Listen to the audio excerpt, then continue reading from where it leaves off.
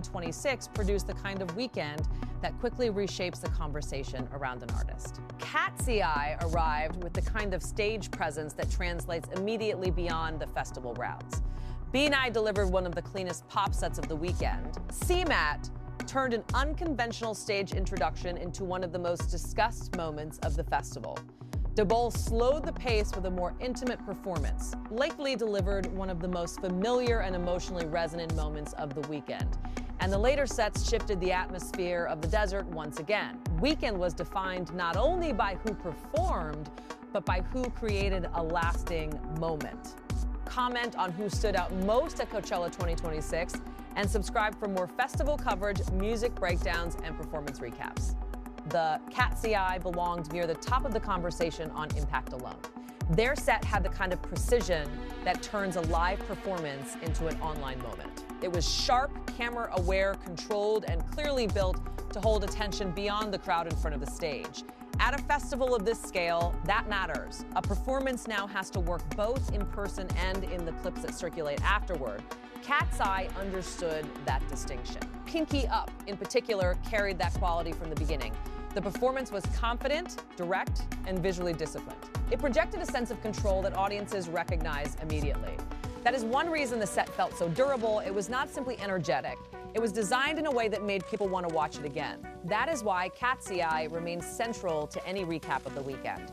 They did not simply appear on the lineup and perform their material. They produced one of the sets most suited to the way festival culture now travels.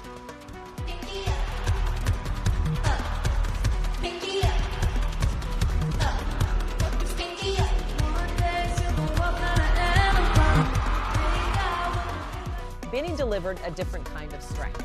Their performance of Blush was one of the clearest pop moments of the weekend. It was bright, composed, and immediately accessible, but what distinguished it was the degree of control behind it. Bini did not perform like a group overwhelmed by the stage or by the setting. They performed like a group entirely at ease within it. That confidence shaped how the set landed. On a large festival stage, a performance becomes memorable when it appears natural at scale. Bini achieved that balance. The set had energy, color, and movement, but it also had structure. It never felt uncertain or overstated. It was also highly replayable. That quality runs through several of the strongest sets of the weekend. Bini's performance invited repeat viewing, not only because it was polished, but because it remained easy to watch without becoming forgettable. That helped make it one of the weekend's strongest statements in pop performance. I see you with 20/20 vision. I know what we got, something different. I wanna keep going on intermission. When I'm at you, you can hear me with precision. The CMAT changed the tone entirely. Her set stood out because it introduced a more eccentric and personal register into the festival's broader rhythm. It was unusual, funny, awkward, and emotionally specific in a way few performances attempt to be in that setting. The Jamie Oliver petrol station moment sounded absurd on paper, but on stage it became one of the most discussed points of the weekend.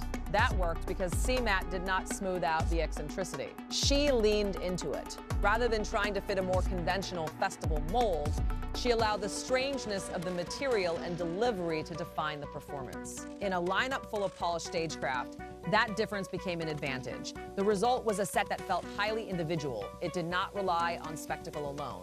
It relied on point of view. That is often what makes a performance memorable after the weekend is over. I'm trying to explain myself in a few words. I wake up places like Fingers, Tennessee. Dabeull followed with a performance built on restraint rather than force. You and I brought a more intimate and reflective energy into the weekend. The set did not attempt to overwhelm the audience. It held attention by narrowing the emotional focus. In a festival environment, that can be difficult to sustain. If the artist does not have enough control, the energy can flatten. Dabeull avoided that problem by maintaining a clear emotional line throughout the performance. That gave the set weight. It felt less like spectacle and more like connection. In the context of a weekend that included highly polished pop and several viral moments, that shift mattered. It introduced contrast, and that contrast made the overall festival rhythm stronger. Dabeull's contribution was not built on scale alone. It was built on atmosphere and feeling, and for that reason it became one of the weekend's more distinctive performances. When infatuation fades, you and I, you're Lykke Li then delivered one of the weekend's most recognizable emotional peaks. I Follow Rivers is one of those songs that brings its own memory and atmosphere with it. In the right setting, it stops functioning as just another entry in a set list and starts working as an event in itself. That is what happened here. Lykke Li did not need spectacle to command attention. She relied on timing, tone, and the accumulated emotional force of the song. The performance felt slower and more spacious than many of the earlier moments, and that gave it authority.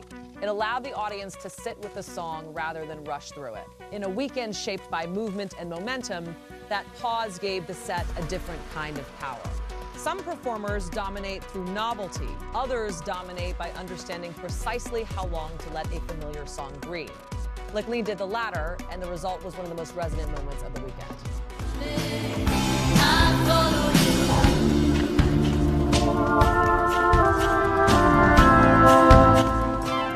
The later sets changed the temperature again. The tulips brought a performance defined by emotional tension and communication. Talk centered on a familiar subject. The difficulty of drawing honesty from someone who refuses to meet the moment directly. That theme gave the set an immediate emotional clarity. It did not need to be the loudest performance to be effective, it needed to feel specific, and it did. HUGEL then reset the atmosphere entirely.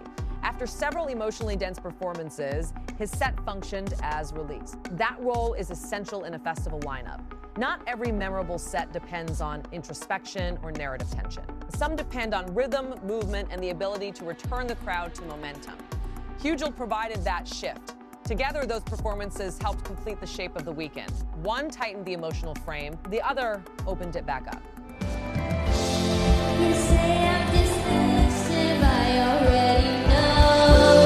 We'll never admit it 'cause we stoop so low. Need you to break this change off me. Let's keep our mask off one more day. The question of who performed best on Coachella 2026 depends on the standard being applied. On viral momentum, KATSEYE clearly belongs in the discussion. On polished pop execution, Bini made a strong case. On singularity, CMAT delivered one of the most unusual and memorable performances of the weekend. Dabeull contributed emotional depth. Lykke Li supplied atmosphere and familiarity. The tulips and HUGEL helped define the emotional pacing of the later sets. What made the weekend effective was its range. If the standard is the act most clearly aligned with the way festival moments now travel across platforms, then KATSEYE remains one of the strongest candidates. If the standard is broader, the answer becomes more varied. That is what makes Coachella 2026 feel so complete. It is not defined by one kind of performance. It is defined by the artist who understands how to produce a moment that lasts. Comment on who owned Coachella 2026 and subscribe for more recaps, performance breakdowns, and coverage of the moments that shaped the weekend.